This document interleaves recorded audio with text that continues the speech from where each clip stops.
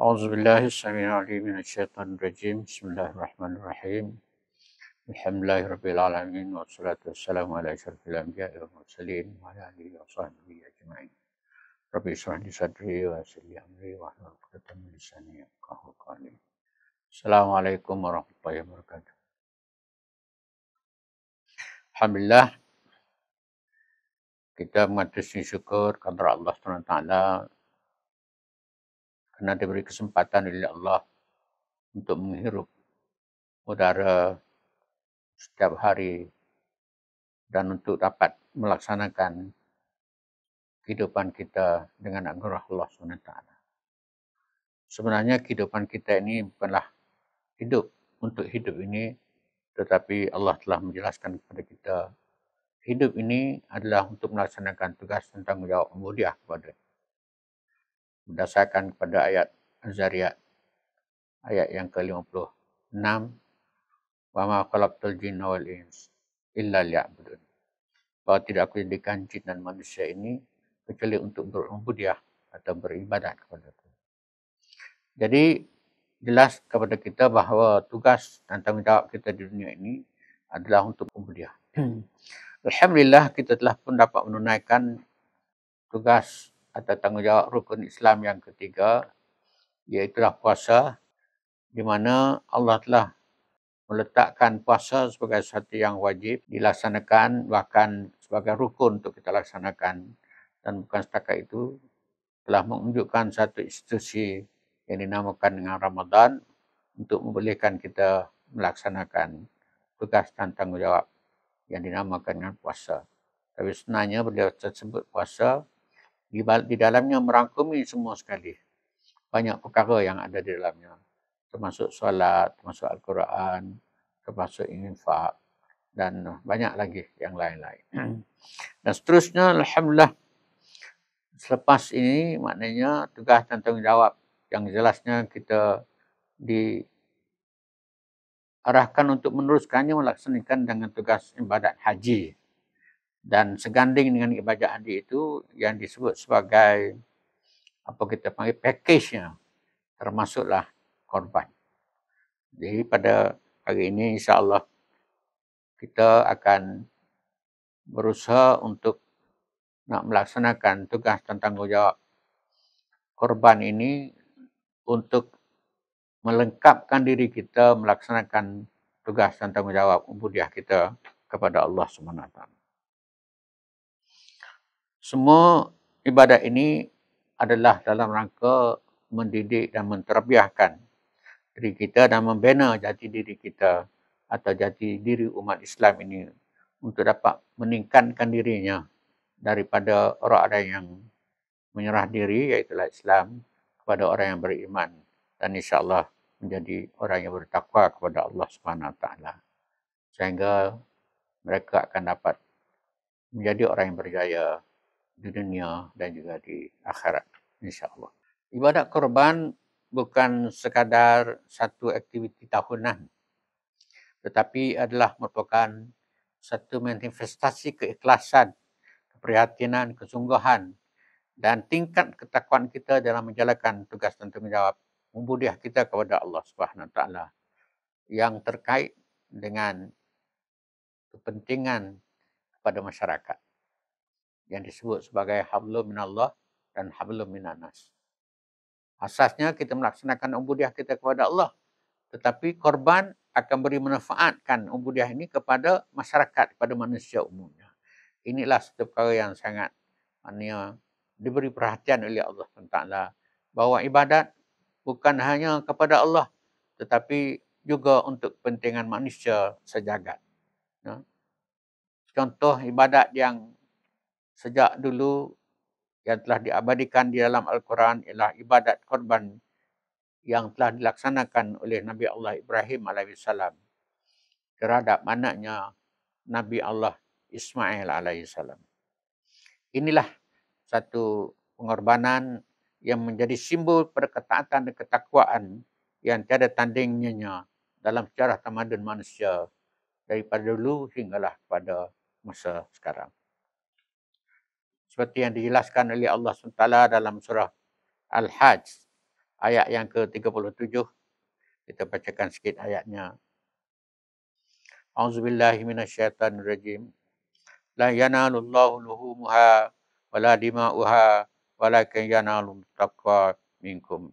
Kadzalika sakhkharaha lakum litukabbirullaha ala ma hadakum wa basyiril muhsinin.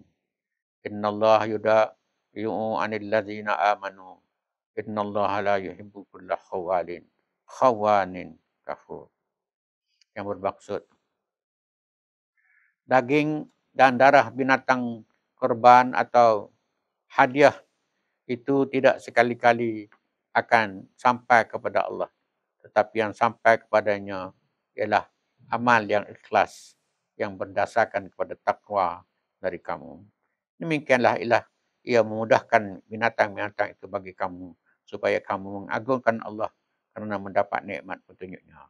Dan sampaikanlah berita gembira dengan balasan yang sebaik-baiknya kepada orang yang sentiasa berusaha memperbaiki amalannya. Surah Al-Hajj ayat yang ke-37. Inilah sebenarnya satu perkara yang menakjubkan kepada kita.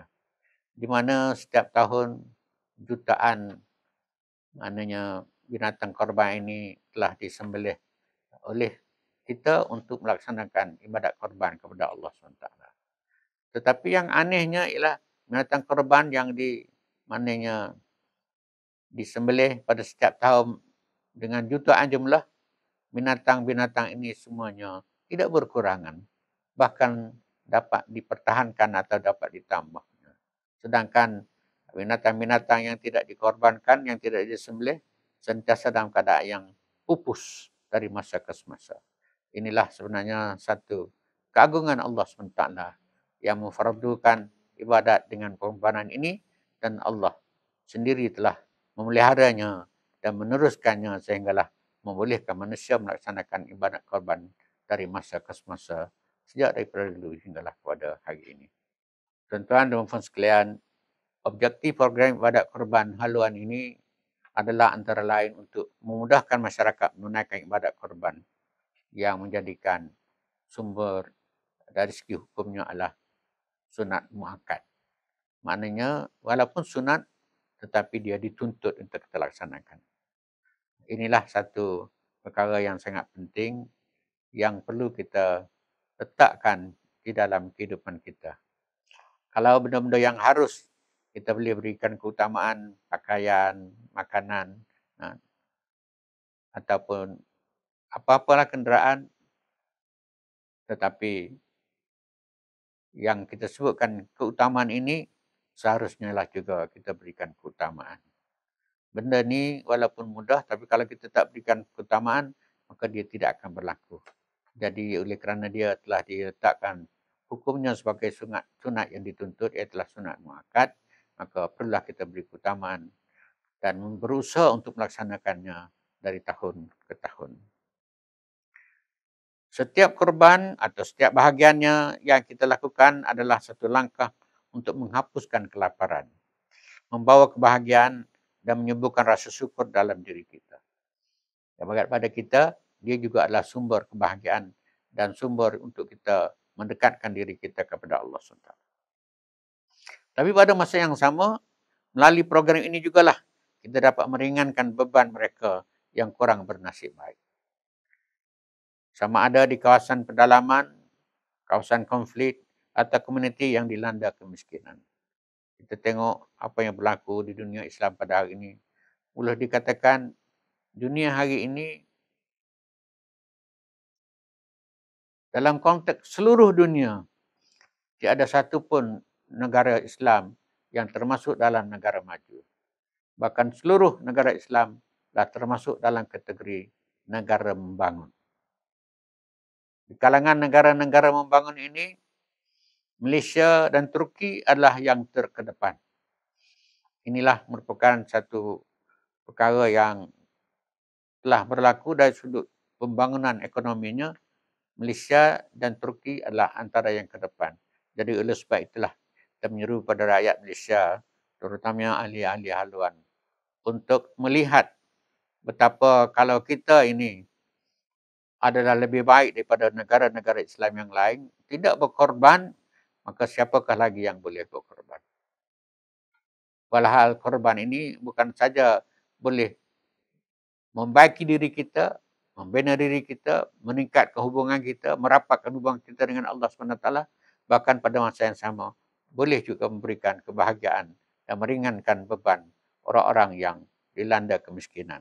Apatah lagi suasana yang ada dengan kawasan yang dilanda konflik, terutama di Timur Tengah, seperti di Syria dan juga di Gaza, yang sangat memerlukan bantuan kita. Termasuk antara lain ialah tempat-tempat di Somalia, Kenya, India.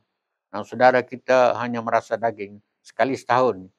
Itulah saat gembira mereka yang paling dinanti-nantikan berkat sumbangan korban kita semua. Jadi marilah kita berusaha untuk memungkinkan diri kita untuk melaksanakan korban ini. Dia, saya ulangi, beri kebahagiaan kepada kita kerana dapat melaksanakan tugas dan tanggungjawab yang diamanahkan oleh Allah, dan pada masa yang sama dia berikan kegembiraan kepada orang yang menerimanya. Ingatlah, khairun nas anfa'uhum linnas. Kata Rasulullah SAW bahawa sebaik-baik kamu ialah kamu manusia yang dapat memberikan manfaat kepada manusia lain. Jadi inilah satu kaedah bagaimana untuk berikan manfaat pada manusia lain, itulah menerusi korban ini, insyaAllah.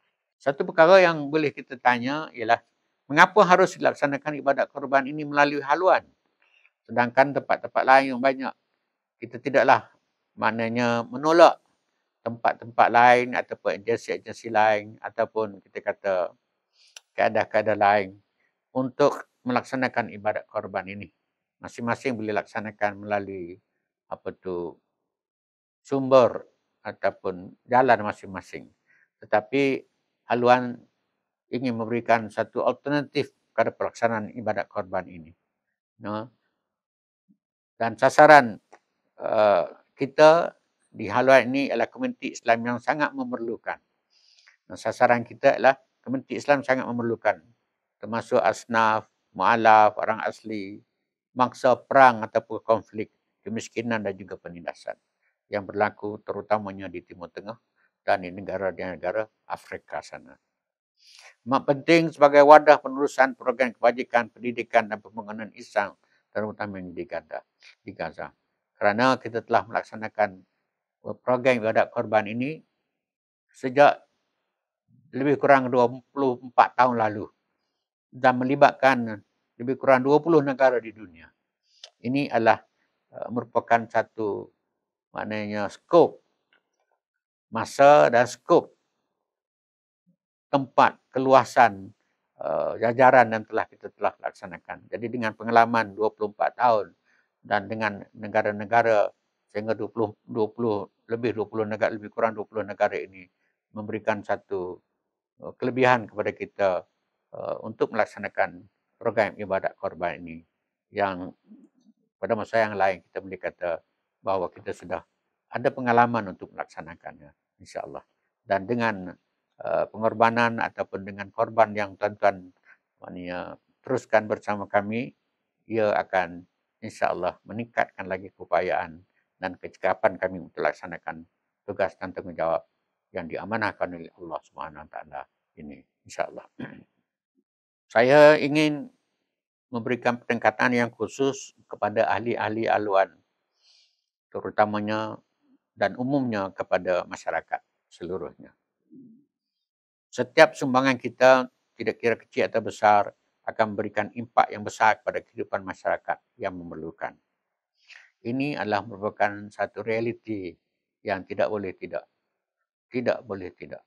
Pengalaman saya apabila pergi ke negara-negara miskin ini, sangat-sangat. Di Somalia misalnya, maknanya kita pergi ke kawasan sempadan dengan Kenya, dengan Somalia ini, kawasan yang sangat daif. Maknanya lebih kurang 30 tahun dah mereka berada dalam keadaan kamp pelarian ini. Dengan kemudahan yang sangat terhad. Dan bilalah daging korban ini disembelih, misalnya kambing disembelih, maka kalau kita tidak awasi mana sembelih, nak sembelih yang satu lagi ni, ni dah buat lagi dah. Begitu kali keadaan mereka. Dan bahkan kita juga terpaksa meminta bantuan polis. Dan akhirnya diberikan kemudahan untuk buat penyembelihan ni dalam kamp polis. Maknanya dipagar.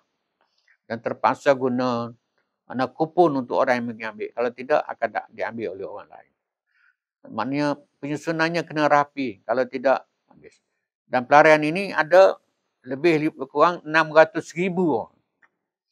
Kamp pelarian ini. Sedangkan kita boleh pergi hanyalah sekitar 300 orang sekali pergi tempat-tempat itu. Jadi maknanya, tuan-tuan sekalian, cuba fikirkan, itu satu tempat saja sempadan Kenya dengan Somalia yang adanya lebih kurang 600,000. Maknanya kamp pelarian itu duduk di kamp pelarian yang memberikan bantuan. Yang kita hanya mampu pergi beri hanya sekitar 300 orang. Jadi kita amat-amat memerlukan bantuan tuan-tuan sekalian, termasuk ahli haluan dan juga masyarakat semuanya. Dan kita ingat bahawa kita semua adalah sebahagian daripada mereka. Kita semua adalah sebahagian daripada mereka. Kerana Allah kata, wa'tasimu billahi jami'an wa la tafarraqu. Berpegang teguhlah kamu semuanya dengan tali Allah dan jangan berpecah belah.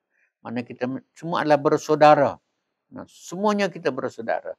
Jadi sebab itulah kesakitan mereka, kepayahan mereka, penderitaan mereka, seharusnya kita dapat rasai bersama. Seperti yang berlaku di Gaza sana. Seharusnya mereka, walaupun berpuasa, sampai mereka bertanya, sah ke tidak puasa kita? Kenapa? Sahur pun tidak, buka pun tidak. Kerana tidak ada makanan. Inilah tuan-tuan penderitaan mereka yang sangat memerlukan bantuan kita. Mereka puasa, tapi sahur pun tak ada makanan. Nak buka pun tak ada makanan.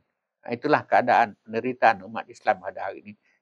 Ini bukan teori atau bukan andaian, bukan. Ini adalah realiti yang ada.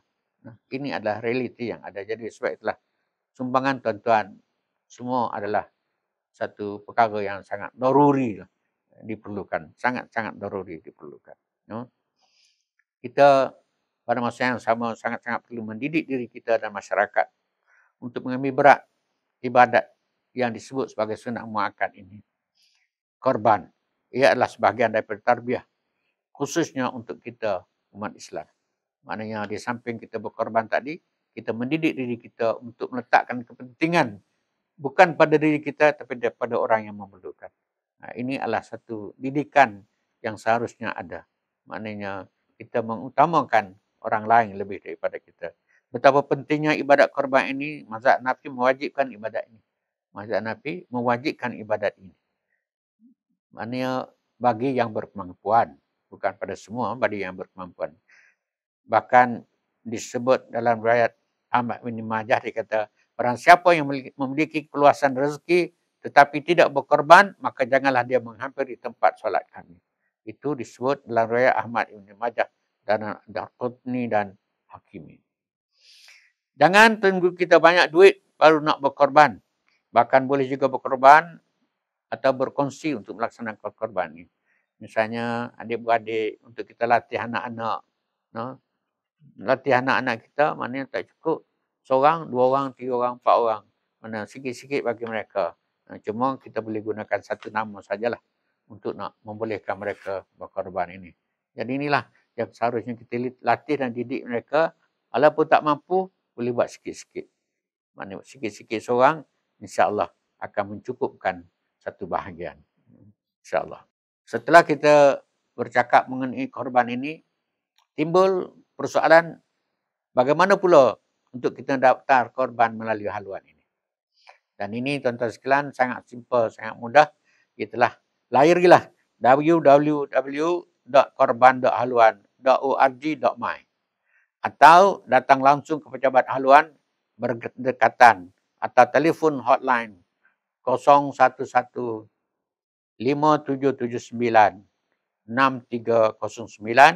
atau telefon terus Ibu Pejabat Haluan 03-8926-8892. Itulah merupakan talian yang boleh dihubungi untuk kita laksanakan korban. Dan Dan sebenarnya korban ini bukan sahaja berpusat di Bangi, di pejabat kita pusat di Bangi ini, bahkan di seluruh negeri-negeri semuanya ada pejabat haluan yang boleh dihubungi untuk melaksanakan korban ini.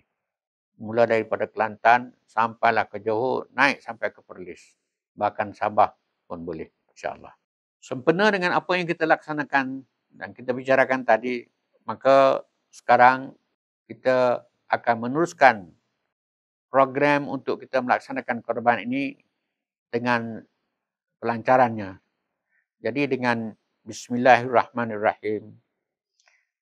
Dengan ini, dengan memohon keberkatan daripada Allah SWT, saya dengan ini melancarkan program ibadat korban haluan Malaysia tahun 1446 Hijrah bersamaan dengan 2025 Masihi. Jangan lupa kepada semua ahli-ahli haluan dan ahli keluarga dan seluruh masyarakat ahli agama masing-masing. Dimanapun mereka berada, dimanapun anda berada, peluang ibadat sangat dituntut ini yang disebut sebagai sunat muakkad ini harus kita berikan perhatian. Semoga Allah mempermudahkan anda semua untuk melaksanakan urusan ibadat korban ini. Semoga dengan pelaksanaan ini kita dirahmati dan dipelihara oleh Allah SWT. Sekian, terima kasih. Assalamualaikum warahmatullahi wabarakatuh.